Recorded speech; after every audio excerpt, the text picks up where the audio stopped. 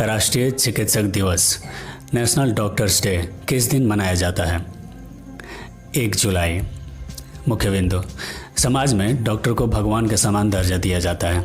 Doctors को सम्मान देने के लिए भारत में प्रत्येक साल 1 जुलाई को राष्ट्रीय चिकित्सक दिवस मनाया जाता है। इस दिन राष्ट्रीय चिकित्सक दिवस मनाने का कारण यह है कि इस दिन भारत के महान डॉक्टर विधान चंद्र राय का जन्म हुआ था। 1 जुलाई 1882 को बिहार के पटना के खजांची में जन्मे डॉक्टर विधान चंद्र राय पश्चिम बंगाल के दूसरे मुख्यमंत्री भी रहे।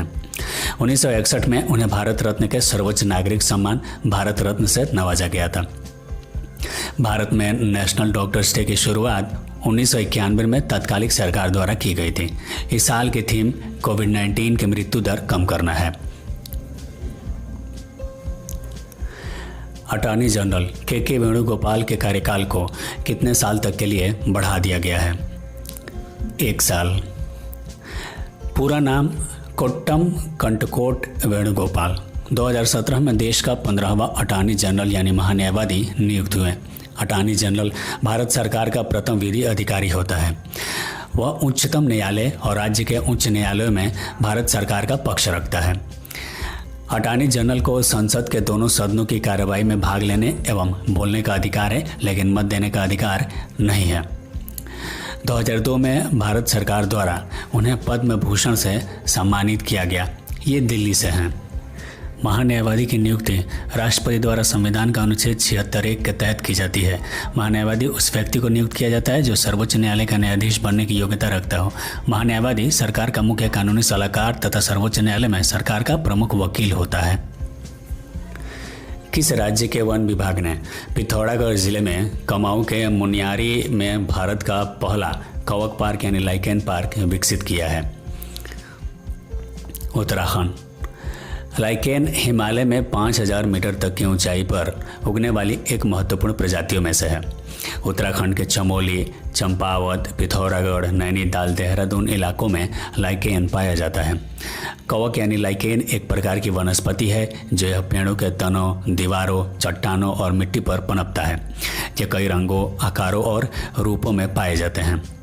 उत्तराखंड के मुख्यमंत्री त्रिवेंद्र सिंह रावत, राज्यपाल बेबी रानी मौर्य हाल ही में चमोली जिले में स्थित गैरसैंण को औपचारिक रूप से उत्तराखंड की ग्रीष्मकालीन राजधानी के रूप में घोषित किया गया है। हाल ही में किस राज्य ने प्रोजेक्ट प्लेटिना के तहत दुनिया का सबसे बड़ा प्लाज्मा थेरेपी परीक्षण शुरू किया है? महाराष्ट्र। मुख्य बिंदु, प्लाज्मा रक्त का वह भाग है जिसमें कोरोना वायरस के एंटीबॉडी होते हैं जो संक्रमण से लड़ते हैं और गंभीर रूप से बीमार रोगियों को ठीक करने में मदद करते हैं। महाराष्ट्र के मुख्यमंत्री उद्धव ठाकरे, राज्यपाल भगत सिंह कोश्यारी। यह दुनिया का सबसे बड़ी प्लाज्मा थेरेपी ट्रायल है जिसे महाराष्ट्र चिकित्सा, शिक्षा और औषधि विभाग द्वारा लॉन्च किया गया है। फिच रेटिंग्स ने 2021-22 में विकास दर के अनुमान को 9.5% से घटाकर कितने प्रतिशत कर दिया है? 8%। फिच रेटिंग्स विश्व की 3 सबसे बड़ी रेटिंग एजेंसियों में से एक है। अन्य 2 प्रमुख एजेंसियां मूडीज और स्टैंडर्ड एंड पुअर्स है। इनका मुख्यालय अमेरिका के न्यूयॉर्क में स्थित है। इनका पूर्व स्वामित्व हैजर्ड्स कॉरपोरेशन के पास है। क्रेडिट रेटिंग एजेंसी एक किस्म की कंपनी होती है जो क्रेडिट रेटिंग प्रदान करती है। यह ऋणी द्वारा समय पर ऋण के भुगतान अथवा डिफॉल्टर की संभावना की योग्यता का अनुमान लगाती है। फिच रेटिंग्स एजेंसी की स्थापना 1913 में जॉन नेल्स फिच ने की थी। फिच रेटिंग्स एजेंसी की प्रणाली को पूरे विश्व में मानक के तौर पर अपनाया गया है। यह यूनाइटेड किंगडम की रेटिंग एजेंसी है। यूरोपीय संघ EU ने हाल ही में कितने देशों के नागरिकों के आने जाने के लिए अपनी सीमाएं खोल दी हैं? 14 देश।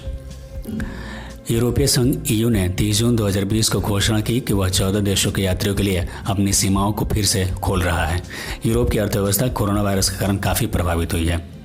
यूरोपीय संघ के 27 देशों में जिन देशों के नागरिकों को प्रवेश की अनुमति दी जाएगी उनमें Algeria, Australia, Canada, Georgia, Japan, Montenegro, Morocco, New Zealand, Rwanda, Serbia, दक्षिण कोरिया, थाईलैंड, ट्यूनीशिया और उरुग्वे शामिल है। यूरोपीय संघ यानी यूरोपीय यूनियन मुख्यतः यूरोप में स्थित 27 देशों का एक राजनीतिक एवं आर्थिक मंच है। यह पहले 28 देशों का संगठन था, अब ब्रिटेन बाहर हो चुका है। इसका अभ्युदय 1957 में हुई थी। किस राज्य ने किल कोरोना अभियान की शुरुआत की घोषणा की है? मध्य प्रदेश। मुख्य बिंदु, राज्य में कोविड-19 के प्रसार को नियंत्रित करने के लिए मध्य प्रदेश के मुख्यमंत्री शिवराज सिंह ने सूचित किया है कि राज्य सरकार 1 जुलाई 2020 से किल कोरोना अभियान शुरू करेगी। यह एक डोर टू डोर सर्वे होगा जो 15 दिनों तक चलेगा। एमपी के सीएम शिवराज सिंह चौहान हैं। एमपी की गवर्नर वर्तमान में आनंदीबेन पटेल हैं। हाल ही में भारत के किस युवा अंपायर को आईसीसी के एलीट पैनल में शामिल किया गया है? नितिन मेनन। भारत के युवा अंपायर नितिन मेनन को हाल ही में इंग्लैंड के नाइजोल लोंग की जगह 2020-21 सत्र के लिए इंटरनेशनल क्रिकेट काउंसिल यानी आईसीसी के अंपायरों की एलीट पैनल में शामिल किया गया है। वे इस सूची में जगह बनाने वाले पूर्व कप्तान श्रीनिवास वेंकटरमन और सुंदरम रवि के बाद तीसरे भारतीय हैं। आईसीसी के महाप्रबंधक जोफ एल्डराइस अध्यक्ष हैं। भारत के नितिन मेनन टेस्ट क्रिकेट में पदार्पण करेंगे, जिन्हें 27 नवंबर से अफगानिस्तान और वेस्ट इंडीज के बीच देहरादून में होने वाले आगामी टेस्ट मैच के लिए मैदानी अंपायरों में रखा गया है। मेनन भारत की ओर से टेस्ट क्रिकेट में अंपायरिंग करने वाले 62वें अंपायर होंगे। पूर्व अंतर्राष्ट्रीय अंपायर नरेंद्र मेनन के बेटे नितिन 2005 में मध्य प्रदेश क्रिकेट संघ के प्रदेश पैनल के अंपायर बने थे। केंद्र सरकार ने हाल ही में किसको अगले 3 साल के लिए फिर से सॉलिसिटर जनरल नियुक्त किया है? तुषार मेहता। वे 2014 से इस पद पर कार्यरत हैं। इनके पहले रणजीत कुमार सॉलिसिटर जनरल के पद पर थे। तुषार मेहता ने अपने कानूनी करियर की शुरुआत 1987 में वकील के रूप में की। सॉलिसिटर जनरल भारत के महान्यायवादी अटॉर्नी जनरल के अधीन कार्य करता है। सॉलिसिटर जनरल की नियुक्ति 3 वर्ष की अवधि के लिए की जाती है। सॉलिसिटर जनरल देश का दूसरा सर्वोच्च कानूनी अफसर होता है। वह महान्यायवादी के सहायक के रूप में कार्य करता है। सॉलिसिटर जनरल भी कानूनी मामलों में सरकार को परामर्श देता है। प्रधानमंत्री नरेंद्र मोदी ने हाल ही में किस योजना को नवंबर तक बढ़ाने का फैसला किया है? पीएम गरीब कल्याण योजना। प्रधानमंत्री गरीब कल्याण योजना भारत सरकार की एक योजना है। गरीब कल्याण योजना की शुरुआत 2016 में हुई। परिवार के हर सदस्य को 5 किलो गेहूं या चावल मुफ्त दिया जाता है। 1 किलो चने की दाल भी फ्री मिलती है। इसे प्रति माह हर परिवार को दिया जाता है। देशवासियों में प्रोटीन की मात्रा सुनिश्चित करने के लिए 1 किलो दाल भी हर महीने दी जाती है। इसमें गेहूँ 2 रुपये किलो तथा चावल 3 रुपये किलो दिया जाता है।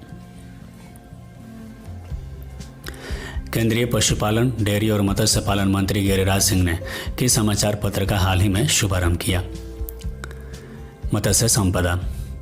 प्रधानमंत्री मत्स्य संपदा योजना PMMSY को मई 2020 में शुरू किया गया। इसका उद्देश्य मत्स्य विभाग देश के मछुआरों और मछली किसानों तक पहुंचने का प्रयास करेगा। मत्स्य पालन और जलीय कृषि क्षेत्र से संबंधित नवीनतम जानकारी और विकास को शिक्षित करने के लिए संचार के साधन के रूप में काम करेगा। मछली बुनियादी ढांचे और नियामक ढांचे की आवश्यकता को बढ़ाना भी इसके उद्देश्य में शामिल है। किस अंतर्राष्ट्रीय बैंक समूह ने भारत में MSMEs के लिए कोविड-19 आपातकालीन प्रतिक्रिया के तहत $750 मिलियन की राशि स्वीकृत की? विश्व बैंक। विश्व बैंक समूह की ऋण शाखा international bank for reconstruction and development IBRD द्वारा ऋण राशि को मंजूरी दी गई। अब तक इस $750 मिलियन ऋण राशि के साथ यह तीसरा ऋण राशि है जिसे विश्व बैंक समूह ने भारत को आपातकालीन कोविड-19 प्रतिक्रिया के तहत स्वीकृत किया है। विश्व बैंक 5 अंतरराष्ट्रीय संगठनों का एक समूह है। इसका मुख्य उद्देश्य सदस्य राष्ट्रों को पुनर्निर्माण और विकास के कार्यों में आर्थिक सहायता देना है। इसका मुख्यालय वाशिंगटन DC में है। इसकी स्थापना 1944 में हुई थी। भारत के AI सक्षम माईगॉव कोरोना हेल्प डेस्क ने कॉग एक्स 2020 में कितने पुरस्कार जीते? 2. पहला, कोविड-19 सोसाइटी के लिए सर्वश्रेष्ठ नवाचार। दूसरा, पीपल्स चॉइस कोविड-19 ओवरऑल विनर। AI सक्षम प्लेटफॉर्म एक चैट बॉक्स है जो भारत के नागरिकों को कोविड-19 से संबंधित नवीनतम जानकारी प्राप्त करने में मदद कर रहा है। कॉग एक्स को लंदन, यूनाइटेड किंगडम में प्रतिवर्ष आयोजित किया जाता है। यह दुनिया में AI आर्टिफिशियल इंटेलिजेंस के सबसे बड़े इवेंट्स में से एक है। कॉग एक्स इवेंट के तहत पुरस्कार दुनिया भर में AI में सर्वश्रेष्ठ उभरती प्रौद्योगिकियों के लिए प्रदान किए जाते हैं। पहला कॉग एक्स इवेंट वर्ष 2017 में आयोजित किया गया था। खेल मंत्री किरण रिजिजू ने एथलीटों के लिए कौन सा मोबाइल ऐप शुरू किया है? नाडा। खेल मंत्री किरण रिजिजू ने राष्ट्रीय डोपिंग रोधी एजेंसी की पहली मोबाइल ऐप नाडा ऐप लॉन्च की है। इस मोबाइल एप्लीकेशन का उद्देश्य नाडा और एथलीटों के बीच खेल के विभिन्न पहलुओं, प्रतिबंधित पदार्थों के साथ साथ डोप परीक्षण के बारे में आसानी से सुलभ जानकारी देकर इस अंतर को कम करना है। यह भारत में खेलों में डोपिंग कंट्रोल प्रोग्राम की मॉनिटरिंग के लिए भारत में राष्ट्रीय संगठन है। इसकी स्थापना सोसाइटीज रजिस्ट्रेशन एक्ट 1890 के तहत 2005 में की गई थी। इसका उद्देश्य भारत में डोप मुक्त खेल सुनिश्चित करवाना है। यह वाडा वर्ल्ड एंटी डोपिंग एजेंसी के नियमों को लागू करता है। इसमें भारतीय ओलंपिक संघ के प्रतिनिधि तथा वैज्ञानिक भी शामिल हैं। नाडा एंटी डोपिंग अनुसंधान व शिक्षा को बढ़ावा देने का कार्य करती है। राष्ट्रीय चार्टर्ड अकाउंटेंट दिवस किस दिन मनाया जाता है? 1 जुलाई।